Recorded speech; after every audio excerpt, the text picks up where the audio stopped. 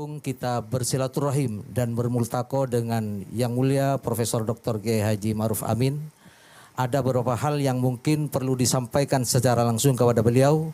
Kami urut dari Kabupaten Sampang. Yang terhormat Bapak Kiai Haji Syafiuddin Wahid mungkin mengawali untuk menyampaikan kepada beliau. Dipersilakan. Assalamualaikum warahmatullahi ta'ala wabarakatuh. Yang terhormat Syekhina Al-Mukarram Al-Muhtaram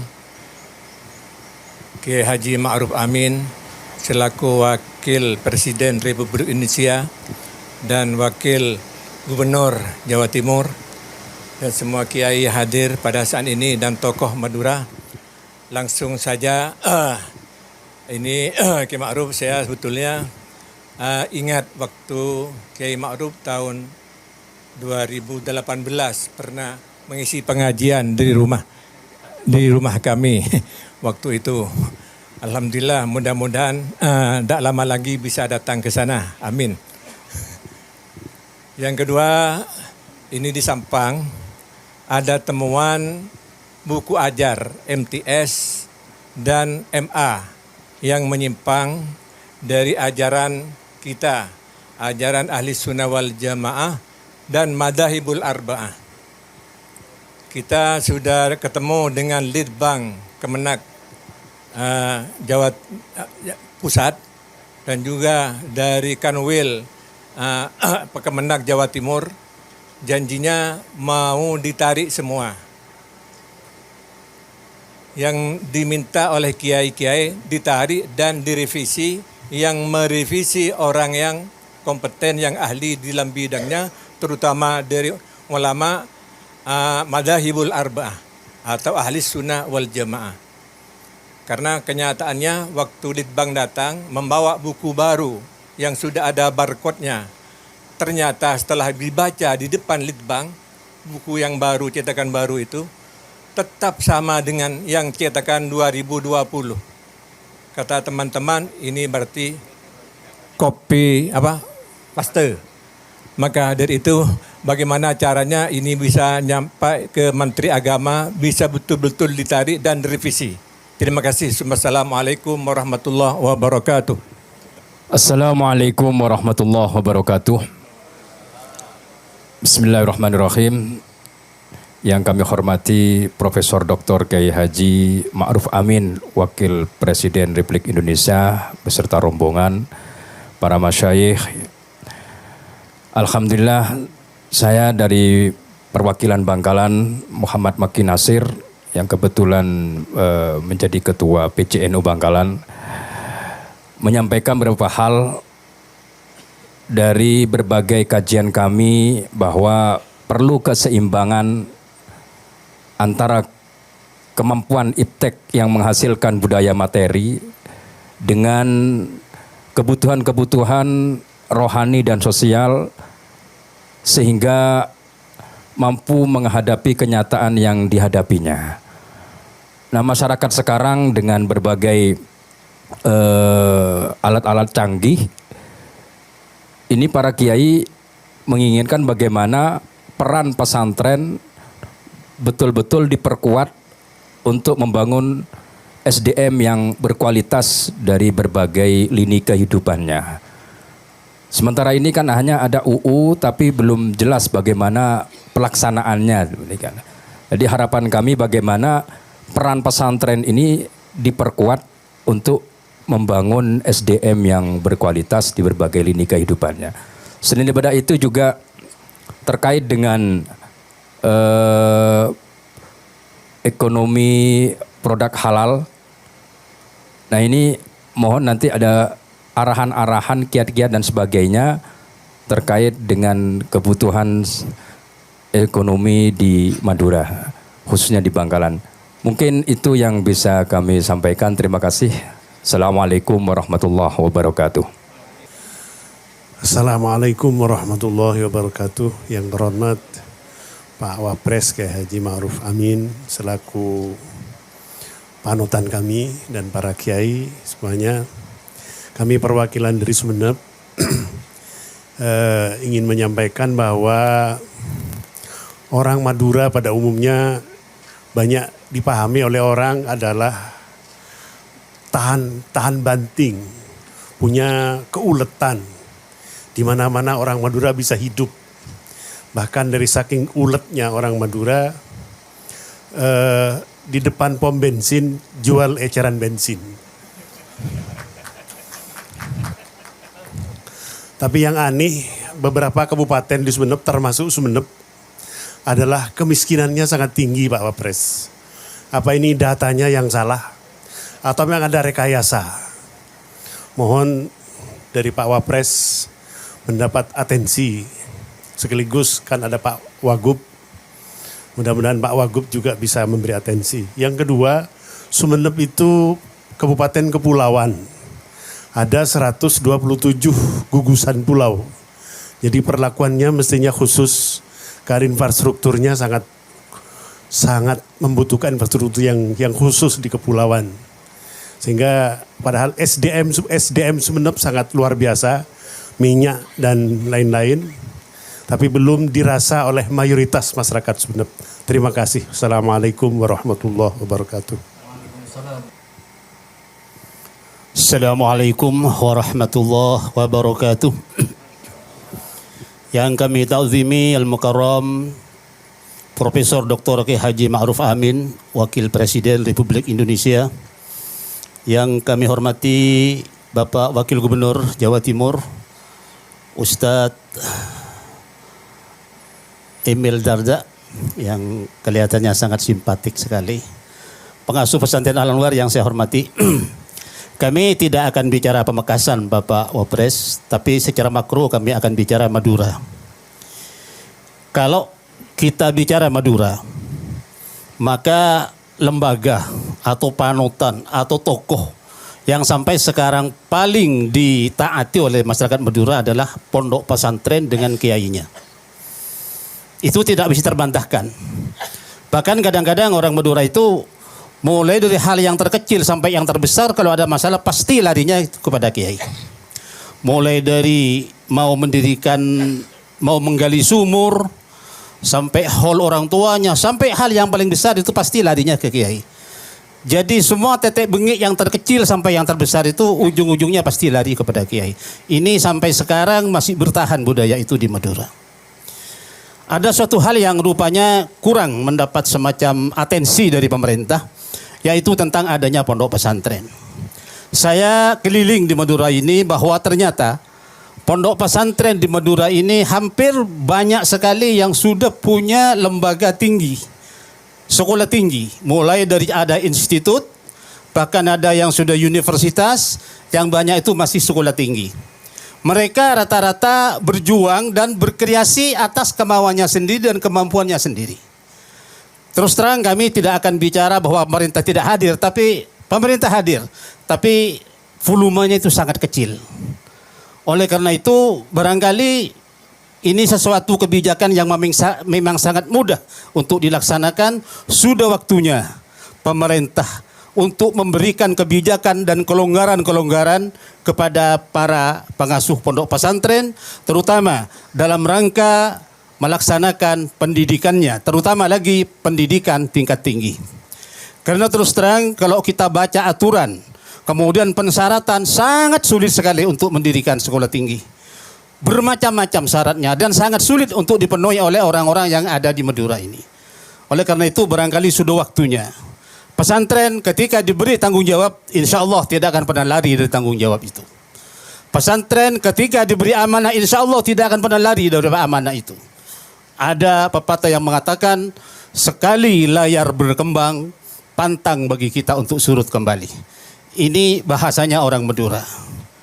Mun lajar la berkembang, belajar la abuka, tau le nyorot, makisalangka tau le nyorot. Ini kacak Madura na Pak. Sepuluh Pak Kiai. Ini bahasa Maduranya Pak Kiai. Iya. Saya kira ini Pak. Jadi tolong pesantren yang sudah mulai berkembang dengan kreasinya sendiri, sudah melangkah ada pendidikan tingginya, Itu saya kira pemerintah wajib hadir di tempat itu, Pak. Karena bagaimanapun benteng kita terakhir nanti, ketika kita sudah masuk di era globalisasi yang begitu bebas, maka pesantrenlah yang akan menjadi benteng terakhir umat Islam, terutama di Madura ini. Terima kasih. Assalamualaikum warahmatullahi wabarakatuh. Assalamualaikum warahmatullahi wabarakatuh.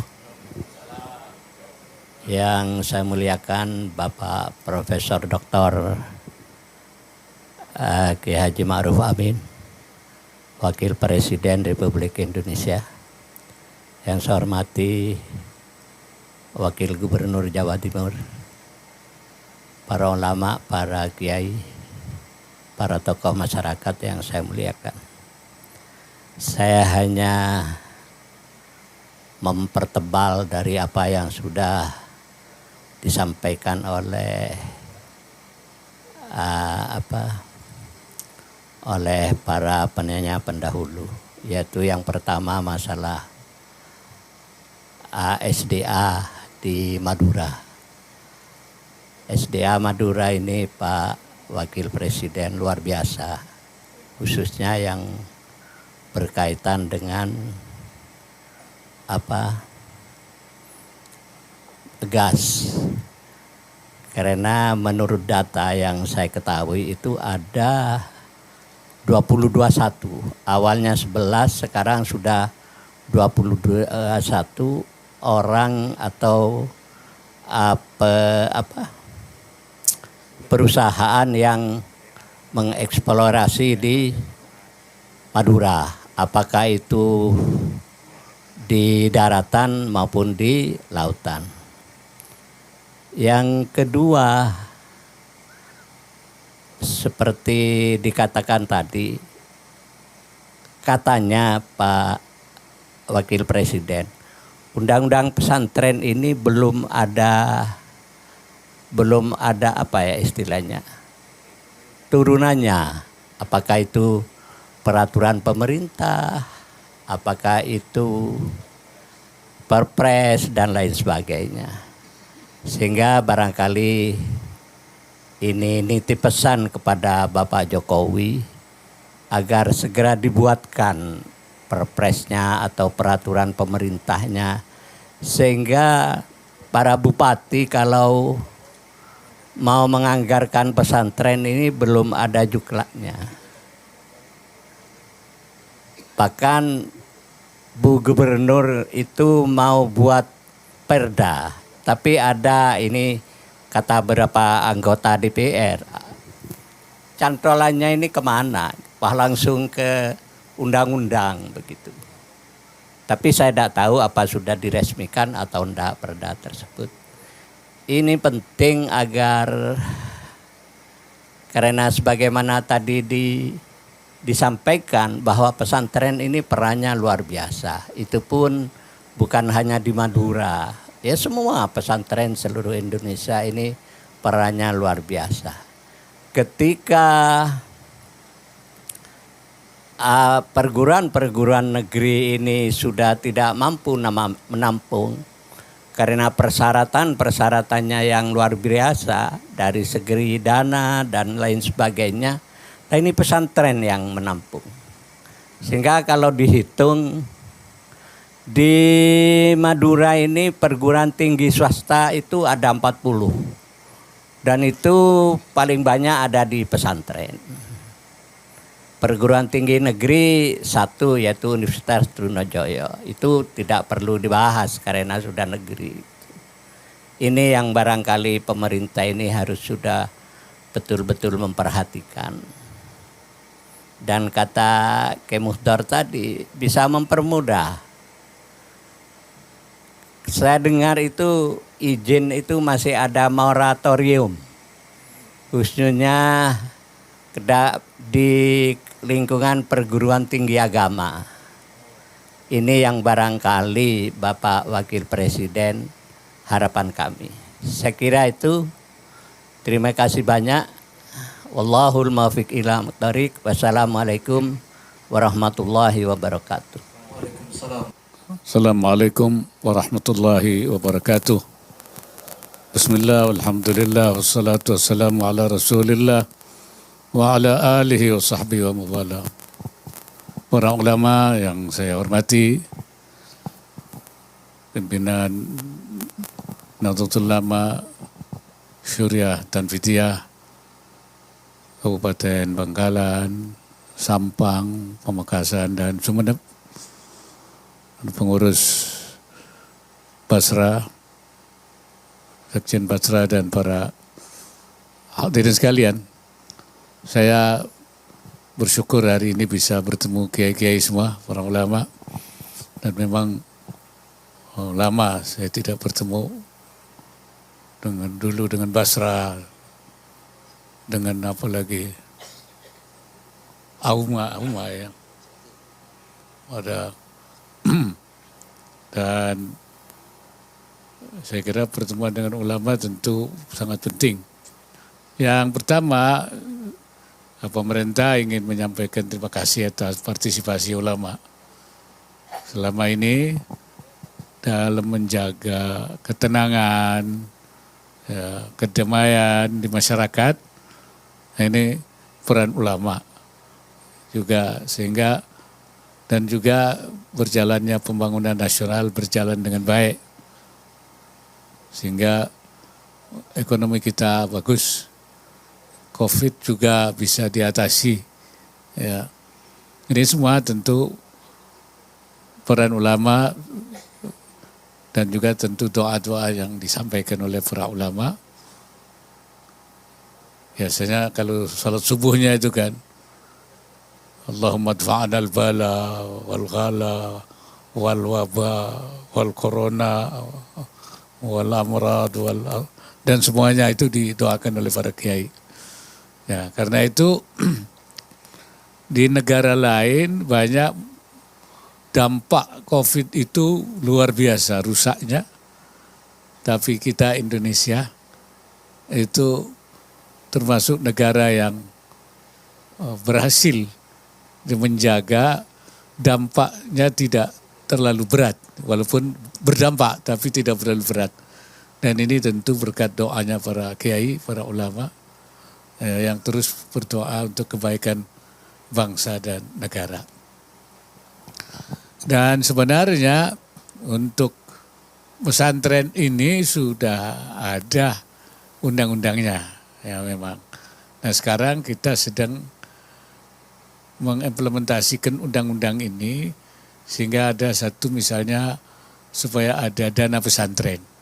Itu satu yang lagi yang kedua itu di dalam pembahasan rencana undang-undang pendidikan nasional itu salah satu yang dibicarakan itu adanya tidak sama diskriminasi antara pendidikan agama dengan pendidikan umum di tingkat daerah. Ya. Kalau pendidikan umum itu ada APBD-nya, baik di provinsi maupun di kabupaten kota. Tapi pendidikan agama selama ini tidak ada karena dianggap urusan agama itu urusan pusat yang tidak diotonomi daerahkan. Jadi kalau ada yang berani itu memang inisiatif daripada pemerintah daerah itu. Dalam pertemuan terakhir menjelang akan disampaikannya undang-undang, kita meminta supaya disamakan antara pendidikan umum dan madrasah. Ya. Karena walaupun masalah pendidikannya agama, tapi rezimnya rezim pendidikan.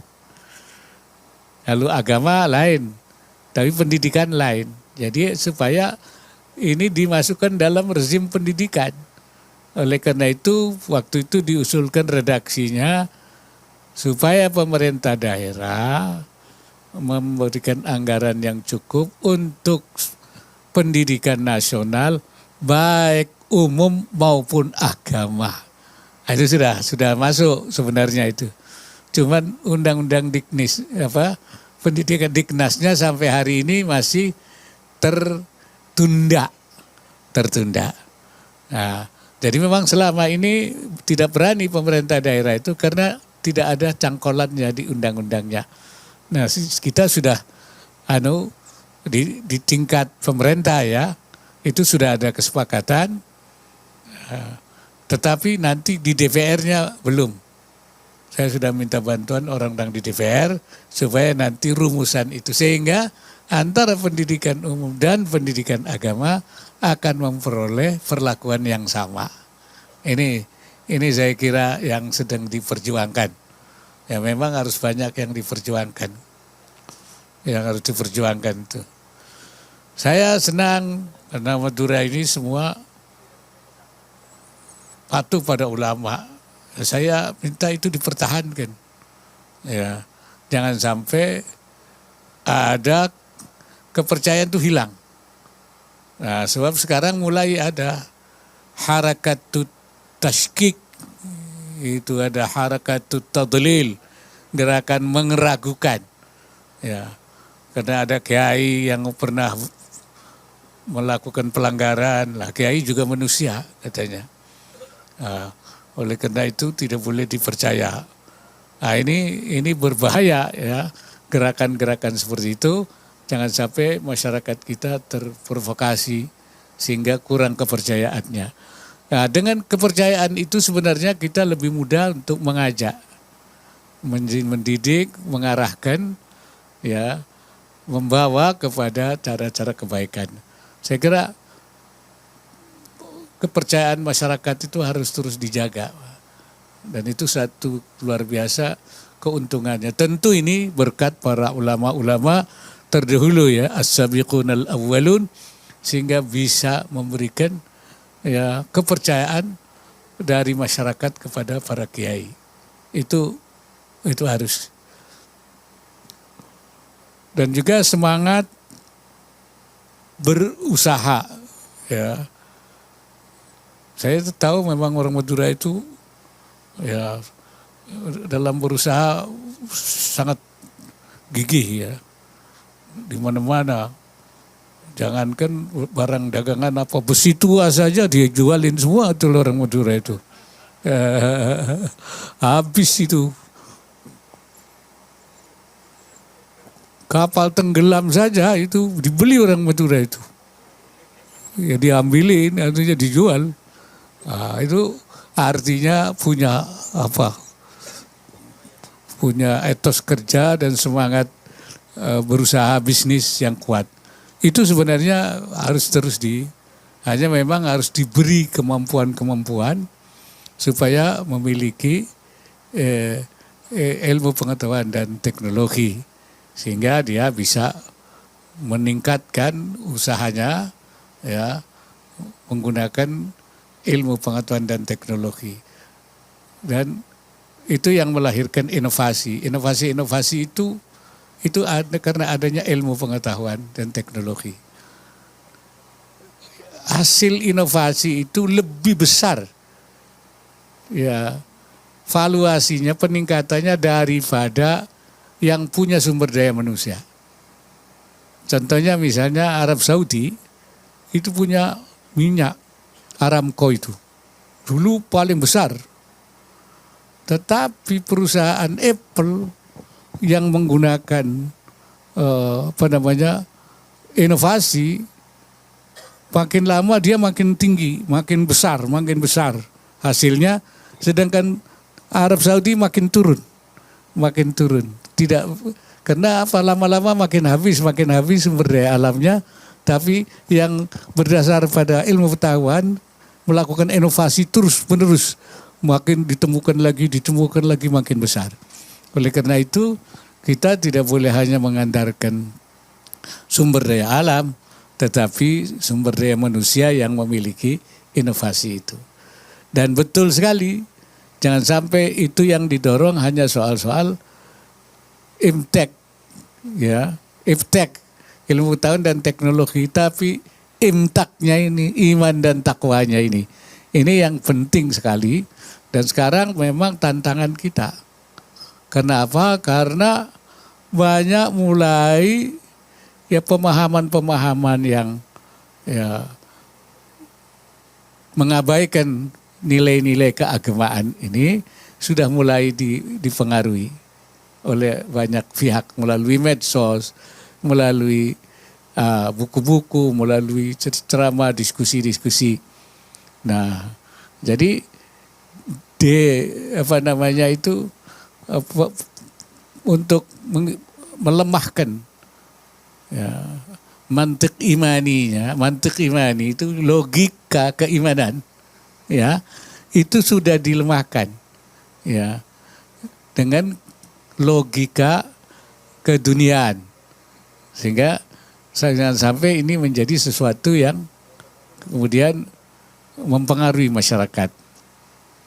Disinilah yang saya katakan peran pesantren sebagai benteng, ya hasnun hasin, ya benteng yang kuat. Jadi kalau dulu yang kita hadapi itu perubahan dengan agama baru yang dibawa oleh penjajah dan berhasil pesantren menjaga mayoritas. Nah sekarang ini ada upaya-upaya untuk melakukan menghilangkan agama, melemahkan agama. Nah di dalam agama sendiri seperti tadi, ini memang ada juga ya, yaitu gerakan-gerakan yang saya nyebutnya itu al-afhamul munharifah, faham-faham yang menyimpang, al-afhamul munharifah. Nah bagaimana kita menjaga umat, himayatul ummah anil afhamil munharifah. Cara munharifah itu artinya yang kita sebut inhiraf, menyimpang, itu yang keluar dari wilayah perbedaan. Majalil ikhtilaf bainal mazahib. Kalau perbedaan di antara mazahib itu ditoleransi karena memang wilayah perbedaan. Nah, kaidahnya kita kan begitu. Ya namanya la yungkarul mukhtalafu fihi wa innama yungkaru al-mujma'u alaihi. Tidak diingkari sesuatu yang ikhtilaf bainal ulama, ya, tetapi yang harus diingkari itu adalah yang sudah mujma' alaih, yang sudah given, yang semuanya sudah sepakat, tahu-tahu ada menyimpang. Nah, ini inhiraf namanya itu. Jadi ada yang inhiraf. Nah, itu nanti kita lihat mana yang kita masukkan inhiraf tadi.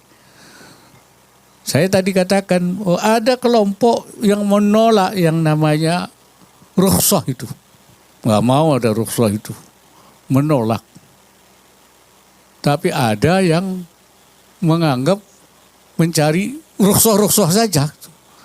Yang dicarinya rukhsah saja ada. Ada yang menganggap ikhtilaf itu sebagai sesuatu yang ditolak.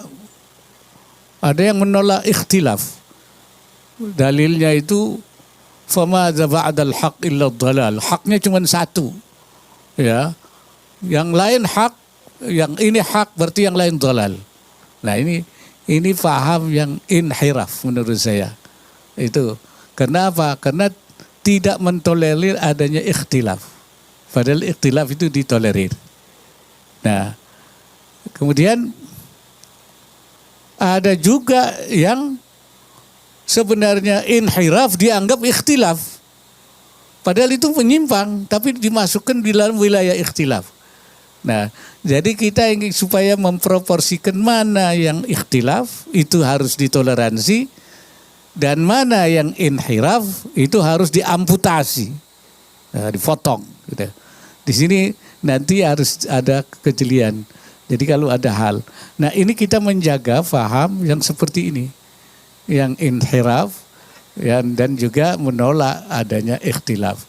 Sebab ikhtilaf itu sesuatu yang niscaya saya bilang. Kenapa? Kalau tidak Allah tidak menghendaki adanya ikhtilaf, tentu nasnya semua qat'i semua. Semua qat'i, sudah enggak ada lagi tafsiran lain, qat'i semua. Ya, enggak ada yang zanni. Tetapi di nas itu ada yang qat'i, ada yang zanni. Berarti Allah memberikan peluang untuk ikhtilaf karena adanya zanni. Jadi ikhtilaf itu sudah istilah memangnya disediakan oleh Allah Subhanahu wa taala. Tetapi kalau inhiraf, itu yang harus kita.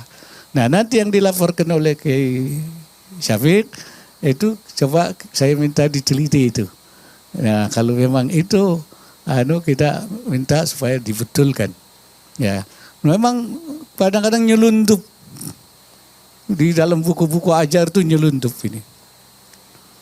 Kita juga menjaga umat daripada anil haraka, anil afkar atau tatarrufiyah. Yang tadi, yang saya katakan tatarruf itu tadi, dia ada rukhsah, dia tolak, tapi ada yang itu tatarruf, berlebihan. Kemudian juga anil fatawa asyadzah. Sekarang banyak fatwa-fatwa yang syadz, yang tidak berdasarkan dasar-dasar yang kuat. Alaman hajin sahihin. Ini memang sekarang mulai ada dan berkembang di mana-mana. Itu yang saya nyebutnya ada gerakan himayatul ummah. Ya, anil i'tiqadatil fasidah, ya, anil afhamil munharifah, anil afkar at-tatarrufiyah, wa anil fatawa as-sadzah, ya fatwa-fatwa yang nyimpang itu kan. Ini yang menjadi persoalan kita. Dan saya pikir ya masalah mengenai syarat-syarat perguruan tinggi yang terlalu sulit, coba nanti kita coba kita pelajari, nanti kita rekomendasikan supaya mungkin maksudnya supaya perguruan tinggi itu berkualitas, mungkin, tetapi jangan sampai karena berkualitas kemudian menutup pintu sehingga banyak yang tidak bisa masuk. Ya. Jadi saya dengar waktu Universitas Trunojoyo itu minta dinegerikan, Pak Mahfud bilang belum memenuhi syarat.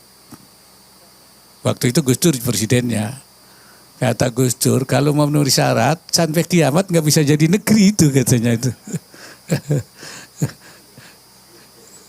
Ya, akhirnya walaupun kurang-kurang dinegerikan, akhirnya toh bisa disempurnakan. Ya coba nanti kita cari jalannya, syarat-syarat seperti apa yang itu. Ya, saya kira memang itu barangkali yang saya beri jawab. Saya senang bahwa ada hal-hal yang saya memang suka mendengar. Ya, suka mendengar. Ya karena disuruhnya begitu kan. Alladzina yastami'una al-qawla fayattabi'una ahsanah. Jadi mendengar itu saya diserai Papua. Saya juga ke Papua, saya mau dengar, saya bilang. Supaya apa yang menjadi persoalan yang dihadapi mereka. Saya ini ingin menggaruk yang gatal di Papua itu. Karena itu yang tahu gatal itu kan orang Papua sendiri. Saya nggak tahu yang gatalnya di mana. Jangan sampai saya menggaruk di tempat yang tidak gatal. Yang gatal di mana, yang saya garuk di mana. Oleh karena itu saya minta kepada mereka itu mana yang gatalnya mana. Masalah-masalah yang dihadapi itu. Karena itu saya sering ke Papua untuk mendengar. Ya. Alhamdulillah semua, bahkan terakhir mereka minta dibangunkan Kristen Center. Iya boleh, tapi nanti dibangun juga Islamic Centernya, saya bilang. Jadi ada Kristen, ada Islamic Centernya. Jadi Islamic Center bisa muncul di sana, insya Allah gitu. Begitu kira-kira. Jadi saya dekati mereka dengan baik. Barangkali itu sampai dari saya. Barangkali Pak Wagub ada yang ya? Kecuali ada perintah khusus dari Pak Wapres. Iya.